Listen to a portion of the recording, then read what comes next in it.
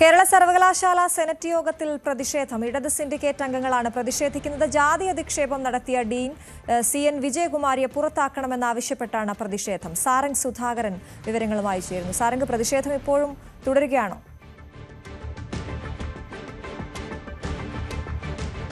അശ്വതി, തീർച്ചയായും 8:30 ആരംഭിച്ച ഈ ഒരു സെനറ്റ് യോഗത്തിൽ തുടക്കം തൊട്ട് തന്നെ ഇടത് സിൻഡിക്കേറ്റ് അംഗങ്ങൾ പ്രതിഷേധവുമായി രംഗത്ത് വരികയായിരുന്നു. പ്ലക്കാർഡ് അടക്കം ഉയർത്തിക്കൊണ്ടായിരുന്നു പ്രതിഷേധം.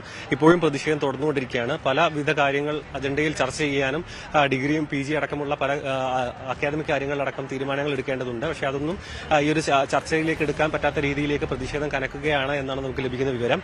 മാത്രമല്ല, ഈ ഒരു വിജയകുമാരിയെ ഡീൻ സ്ഥാനത്ത് നിന്ന് മാറ്റുന്നതിനൊപ്പം തന്നെ ഈ ഒരു സെനറ്റ് യോഗത്തിൽ അവർ പങ്കെടുക്കുന്നുണ്ട്. അവരെ ഈ യോഗത്തിൽ നിന്നും പുറത്താക്കണം, ഒപ്പം ഈ ഒരു ഡീൻ സ്ഥാനത്ത് നിന്ന് മാറ്റണം എന്ന വിവിധ ആവശ്യങ്ങൾ ഉന്നയിച്ചുകൊണ്ടാണ് ഈ ഒരു ഇടത് സിൻഡിക്കേറ്റ് അംഗങ്ങൾ ഇപ്പോൾ പ്രതിഷേധിക്കുന്നത്.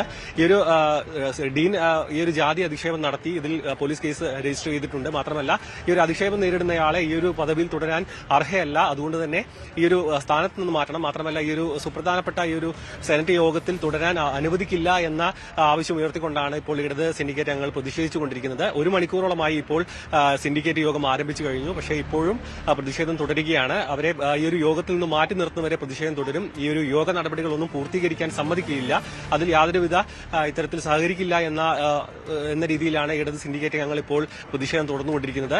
ഇത്തരത്തിലാണെങ്കിൽ ഈ ഒരു സെനറ്റ് യോഗം അവസാനിപ്പിച്ച് യോഗം പിരിച്ചുവിടേണ്ട സാഹചര്യത്തിലേക്ക് കാര്യങ്ങൾ കടക്കും. കാരണം ഈ ഒരു പ്രതിഷേധം തുടർന്നുകൊണ്ടിരിക്കുകയാണ് എന്നാണ് നമുക്ക് ലഭിക്കുന്ന വിവരം. ശരി, സാരംഗ് സുധാകരനാണ് വിവരങ്ങൾ നൽകിയത്. മറ്റു വാർത്തകളിലേക്ക് എത്താം ഇടവേളയ്ക്ക് ശേഷം.